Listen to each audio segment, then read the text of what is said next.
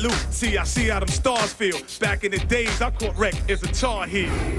Yeah, that's what I'm talking about. I forgot What do you think? What do you think? he had two things going for him. He said baseline, which is where I record out of, and he had the Change the Game beat from the Dynasty album that I put out. So he had two things going for him. So I'm gonna give him an A on that one. There you go. Give me an A from Jay. I'm feeling it right now. You can't tell me nothing, son. I'm in shock right now. Don't put out no records, though, man. That's it right there. Just leave it I'm right just going to there. make guest appearances now. That's it. Yeah, there you go. There you go. Jay-Z, thanks a lot for taking some time tonight to join us here on the Verizon Wireless Halftime Report. Enjoy the second half, too. Yes, sir. Wait, how about I'm that, in total kid? shock right now. Why? That's the worst crap I've ever heard in my life.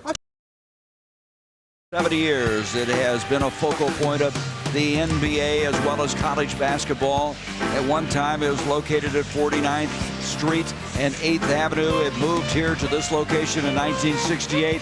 Guys like Bill Bradley and Clyde Frazier, Dave DeBusschere, Willis Reed. And speaking of Bill Bradley, Craig Sager is with him. Well, thank you very much, Gary. You can't talk about the outstanding personalities and all the colorful teams without mentioning Bill Bradley. And first of all, what do you think about the Knicks here, tied at half? I thought they played pretty well. It's a tied game. It's a real game, you know. When you're on a Legends tour, that's what you want to hear now. What's so special about playing here in the Garden?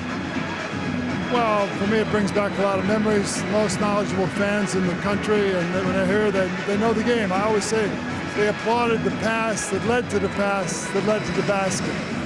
People still talk about those great championship runs. When you look at this team right now with the Knicks, how close are they, or how far away are they? Well, I think they're a little way away. They made progress this year. I think Lenny's a great coach. I think Stephen can learn a lot from him. I think they're a couple players away. All right, thank you very much. Enjoy the second half. Thank you. It's always a pleasure to be back in the Garden. Okay. Well, there's a Princeton guy, and of course John Thompson will followed the Princeton team for a long time. His son coaching there so successfully. Guys, we have a 40-40 game. All of a sudden, the Knicks have found a way to be competitive. Now, can they sustain it? I don't know. We'll see. We've seen a team that we haven't seen thus far in the series. Let's hope that they can sustain it. Well, one of the reasons why they're having success is that if you look at the stat sheet, the Knicks have only 10 turnovers. If you look at the steals by the Nets, they've only had 5 steals. And those are things that you translate into fast break baskets. Also, the Knicks have made shots. And if you make shots, the Nets can't do what they do best, and that's run. And I think I agree with you now, Coach, that New Jersey is on pace to get more than 20 fast break points again in this game, and that definitely does not favor the Knicks. Here's Kurt Thomas, John, who's really played well in the first half. Marbury with a running one-hander, goes up, gets his own rebound. That's the second time he's done that tonight. Nice pass to Nazr Mohammed. Steph's fighting. He's fighting. He's coming. Only 1 of 9 for the Nets, and that was a big difference in that first half. Well, the front court scoring is big for the Knicks, getting 32 points out of the front court. They haven't gotten much of anything out of them in the first 2 games. But again, those fast break points, 11-4, that could be a telling tale by the end of this game. Nazr Mohammed is fouled by Jason Collins as they were squaring off against each other inside. And that's what happens when you get front court scoring. You pick up fouls, and you get a higher shooting percentage. Simply because of the fact the defense has to come back to help, you dump it out or you get a layup. Nazr Mohammed is manhandling Jason Collins in there, and he's getting any kind of position he wants. And if I was New York, I would continue to go at that matchup.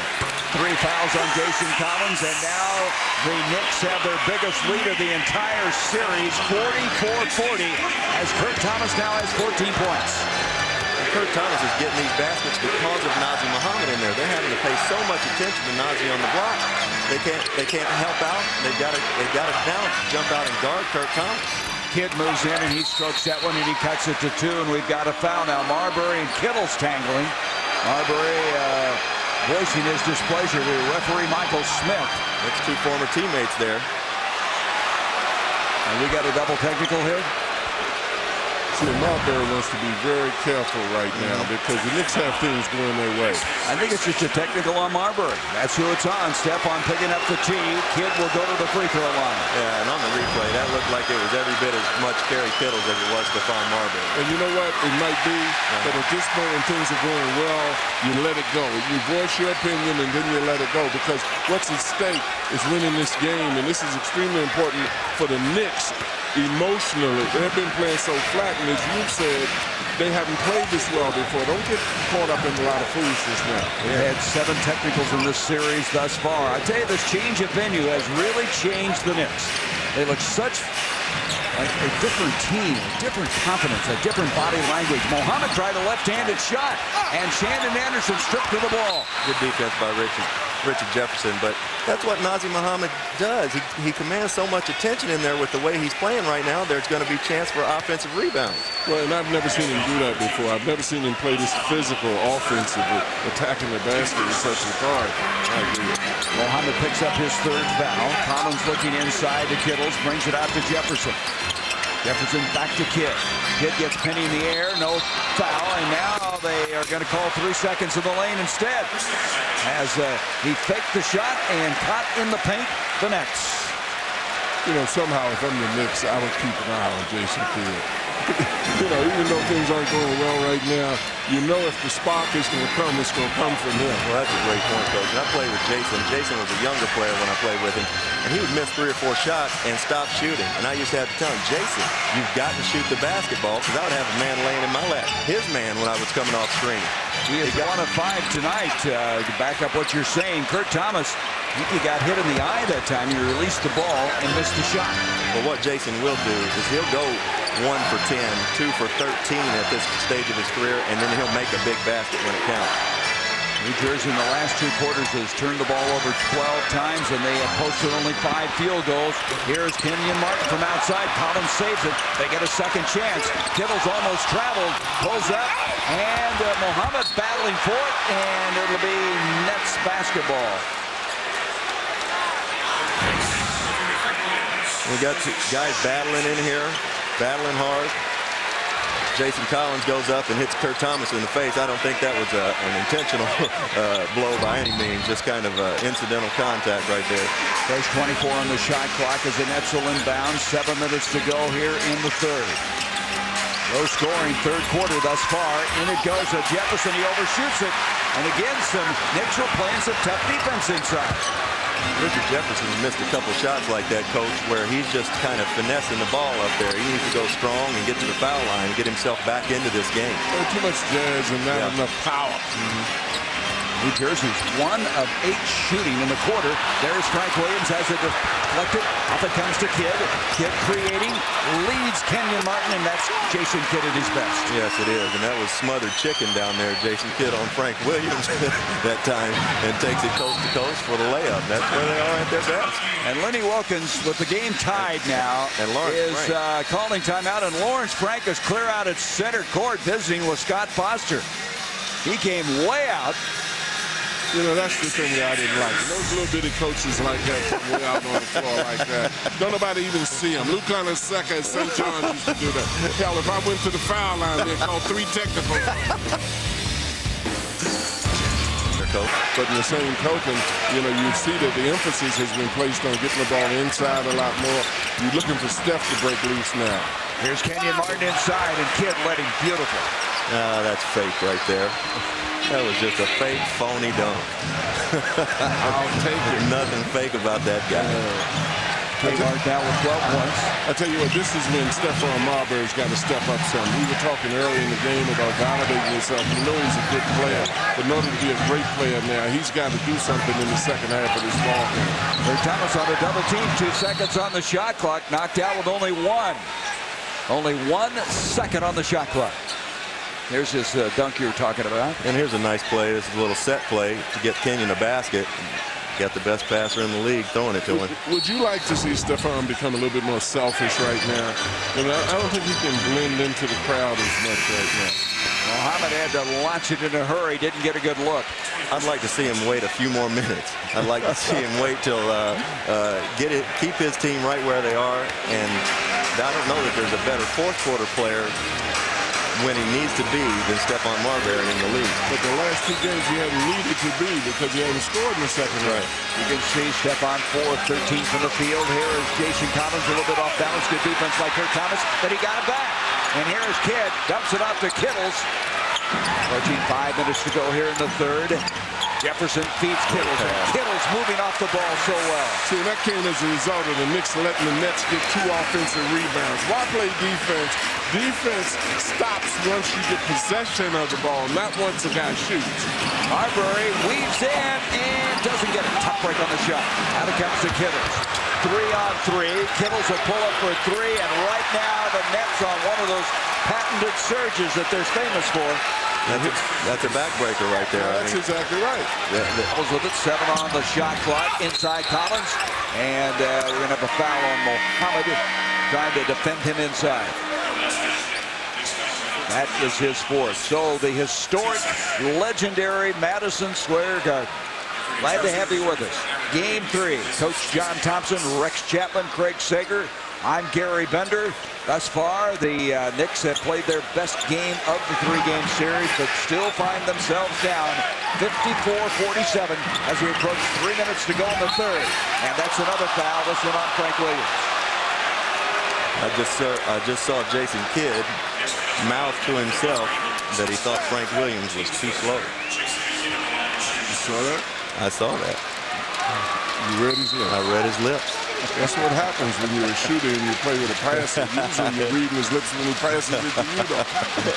Well, he has that dirt on his shoulder. He shoots things when you have that dirt on your shoulder. You know, we've given. I don't want to say we. I don't have a mouse in my pocket. I don't want to include you on that, Coach. If you're not going to co-sign it, but I know I've been a little bit hard on the Knicks in the last couple games. You got to remember, though, this is a sub-500 basketball team during the regular season. And in talking to Nazir Muhammad this morning, who's given the Knicks a big lift, you know, not only do the coaches, Lenny's had 22 different players since he's been in New York this year. Not only do the coaches not know the players very well, the players don't know the players very well. And that was the point Nazir was trying to make today with the whole Tim Thomas saga and all that. You know, guys, it takes a little while for teams to get to know one another. Frank Williams with the 3, and boy, did the Knicks need that. Big basket. Point game as Williams has a funny-looking shot, doesn't he? He doesn't extend his arms, but he released it. 2:40 left to go in the third. Kidd backing in on Marbury. Now it comes into Jefferson. 10 on the shot clock. A switch out now. Kidd with another 3. And as we said, Jason's uncanny in that he can dominate a game without scoring, or he can be missing shots and make big baskets when he needs to. And you call that a whole lot of stomach, too, because he can sense the moment when his team needs him. And Williams has hit back-to-back 3. And Frank Williams got a little setter, but he's got some confidence right now, Coach. Got a little moxie in him. I like him early defensively. Now he's getting aggressive offensively. It's a great word, moxie, and that's what Frank Williams has. Now they switch. They have a mismatch. Jefferson on Williams, and Williams going to commit the foul. And you know what that is right there? That's an offensive flop, and that's a veteran move that Richard Jefferson did. That's something that's beautiful. And he sensed that he had a younger player on him and just flailed, a la Reggie Miller. Heady play. Jason Kidd has the last 8 points for New Jersey. That was the 4th foul on Frank Williams. Jefferson taking Williams inside and stroking it beautifully. Jefferson with 15 points. 6 each missed shot, you know, each made shot. Okay, Frank Williams is playing with some confidence. He's hit 2 threes. He doesn't get the left-handed shot. Tries to dig it out. Kenyon Martin deflected to Kittles. Good hustle by Frank Williams after the missed shot. Here's the lead, Aaron Williams. Williams able to put it up and in. He's an effective player. Well, he's an effective player, but I'm wondering when the New York Knicks are going to foul Aaron Williams. He's 9 for 10 now in the series. 90%. Yeah. And put that man on the free throw line. He's 8 of 9 previous to tonight. This is the biggest lead of the game now for the Nets. Off it comes to Kittles. Jefferson, and that's what they do well. I don't know what you say about that. I know what you say. You say beautiful. And this is the thing that the Nets can do so well is hit you in spurts and take advantage of your being down on yourselves the way the Knicks are right now. You heard that booing. Kenyon Martin doing a lot of posing, posturing after that play. The crowd didn't like it all that. Involved and give his team a puncher's chance by the end of the game. Well, particularly when you got Alvin Houston and Tim Thomas. These guys are looking for him now to give them confidence in the spark that Jason Kidd is giving his team. Stephon moves in aggressively, attacking, as you said. Kittles picks up the foul. Stephon for the game has 11 points. Yeah, it's going to be the third on Kittles. I'd like to see Steph continue to just go forward with the ball, not settle for jump shots, but put the pressure on the defense, put the pressure on Kerry Kittles and Jason Kidd. Make them play defense right now. He's tough. He's a tough cover. Sweetney will kick it back out to Marbury. Thought about a three. Dumps it over to Penny. 4 seconds on the shot clock, and we're going to have a blocking foul on Jason Kidd.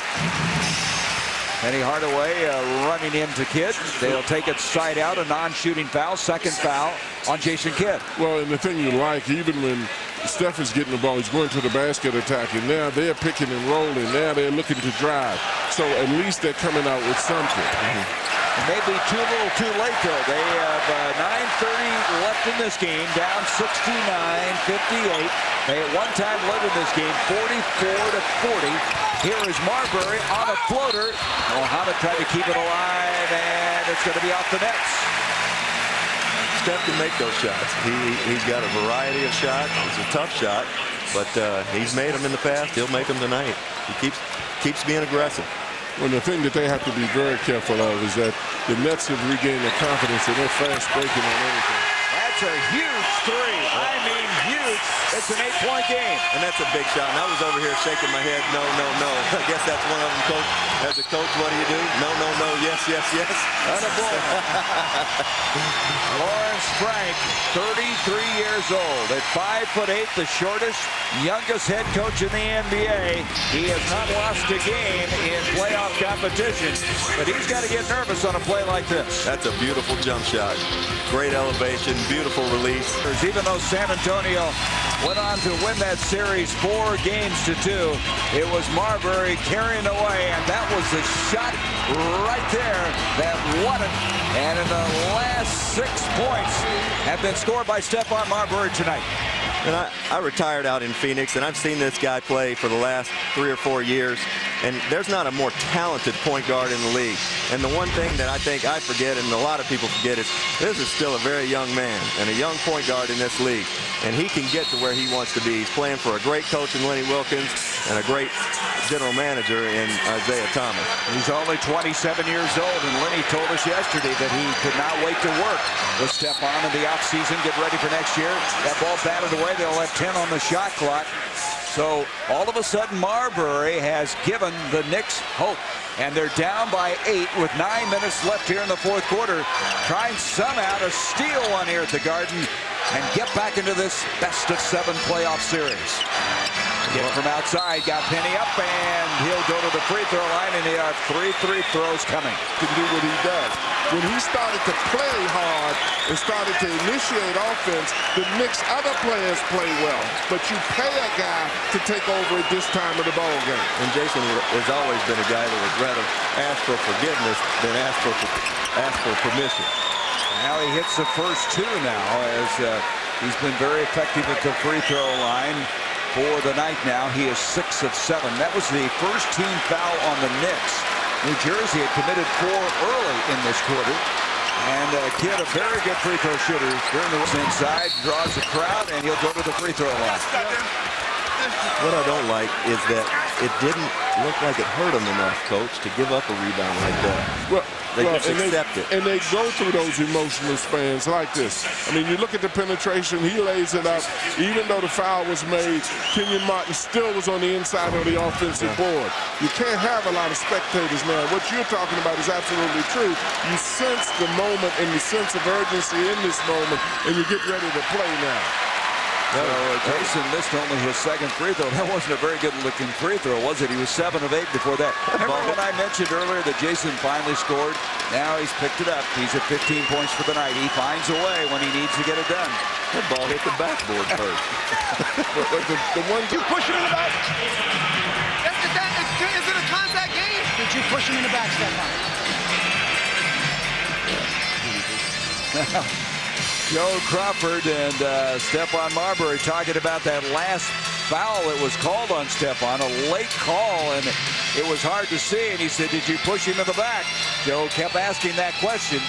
So Jason Kidd will go to the free throw line after the timeout after hitting his first. You know, there may be as good a referee in the league as Joe Crawford. There's not a better one than him. And he doesn't miss that call. And had that basket gone in, he would not have called that foul. Well, the one thing, they've been consistent. I mean, you can always question whether somebody's right or wrong. You want consistency, and these guys have been calling the game tight from the beginning to the end. He is now 10 of 12 from the free throw line. He's made more free throws than New York has. They used to call him Asen Kid because he had no J. Yeah. But he's still not a high percentage guy, but he makes big shots. Here's Hardaway, and that's a big shot. That's a three. And it keeps the Knicks' hopes alive as it's a 7, make it a 6-point game with 4:22 to go. Some guys in this game shoot on stomach, and I think that Jason Kidd is one of those kind of guys. Penny Hardaway with 15 points. Richard Jefferson, they switch now. They have a mismatch with Marbury on Jefferson. Richard's got a mouse in the house. A mouse in the house, but he couldn't catch the mouse. He battled him well. Richard's really not a post-up guy, as we mentioned before. New Jersey's gone 7 minutes without a field goal. Shannon Anderson wants no part of the basketball right now. Well, he hasn't been shooting it well the entire series. There's Marbury taking it inside, drawing the foul. Stephon now just willing his team, trying to find a way to win this basketball game. I really like that by Stephon right there. He went in and threw his body into somebody and put the pressure on the official to make a call. Well, and that's what I was saying earlier about the fact that this is the time where a guy with his kind of talent has got to initiate and take over. The thing that I don't like about Stephon is that the Knicks only have 4 points off a transition basket. Yeah. Whereas you look at the Nets, they have like 20 points off a transition basket. Steph is too creative. He can't play against the defense every possession. He's got to get down, and he's tough enough. Finish here. 75-71, 2:44 left to go. Right now, New York on a 10-2 run in the last 4 minutes and 50 seconds. Then it comes to Kidd. Picked up by Williams. As you saw, a lot of playing time here tonight. Kidd missed it. Kept outside. Tracked down by Kurt Thomas. And the Knicks could get closer. I like the fact that Lenny's trusting his young point guard here in Frank Williams. He's giving him a lot of meaningful minutes in this game and giving him a chance to be in there at the end of the ball game. And he now trying to space it out, gets it off to Marbury. Stephon with 16 points in the game. He'll clear out, try it too. Bullseye. Big shot. Big shot. 10 points in the quarter for Marbury. And I think this is what Isaiah Thomas envisioned when he brought Stephon Marbury in here and made all these trades, is a Garden crowd buzzing like it's buzzing right now. Yeah, and he also envisioned Marbury getting out there and winning and losing with him, because he's got to now take over. Here's Kenyon just bullying his way in against Kurt Thomas. They're going to call the foul on Thomas. Let's go back to this last shot by Marbury. Well, Stephon Marbury gets a nice screen here. He comes off wide open, and like we said before, great elevation, and look at this Garden crowd. They're loving it right now. Kurt Thomas just picked up the foul. It's his 4th. That'll send Martin to the line. He is 0 for 1 from the line. That was way back in the first quarter. You know, I didn't like that call on Kurt Thomas right there. That's 2 guys that are just battling. Kurt wasn't giving any ground. Kenyon is battling. Nobody going anywhere. I think you let that play go. Now, Martin is not a good free throw shooter. He shot 68% in the regular season last year, 65%. He missed that. He's 0 for 2, and it's still a 2-point game. This next offensive possession for the Knicks is going to be extremely important. They've got to come away with a basketball foul on this next one. And he missed them both. I'd like to see him go inside here or get Stephon Marbury a live dribble on the wing. This place is electric. And there's our live dribble. Here's Marbury. This is a 3 by Stephon. Boy, that would have given them the lead. Jason Kidd now trying to exert some calm for the Nets as they come to the offensive end. Not a guy in the league I'd rather have the ball right now than Jason Kidd. Last 10 minutes, New Jersey's 0 from 11 for the field and still 0 for 12. But look at Jefferson, but he stepped out of bounds. Knicks ball. You know, one thing that the Knicks have to really be careful of is the pursuit of the ball. They're jumping for rebounds, but they're not running after long rebounds as aggressively as the Nets are. Great point. Chasing it down. He didn't step out of bounds on that. No, they called. He came back in from out of bounds and didn't establish himself inbounds. Marbury kicks it out now to Penny Hardaway over a minute. Oh, my goodness. Kenyon Martin just ripped the ball away from him. What a great play. He just absolutely ripped the ball away. And smiling about it. I'm smiling about it.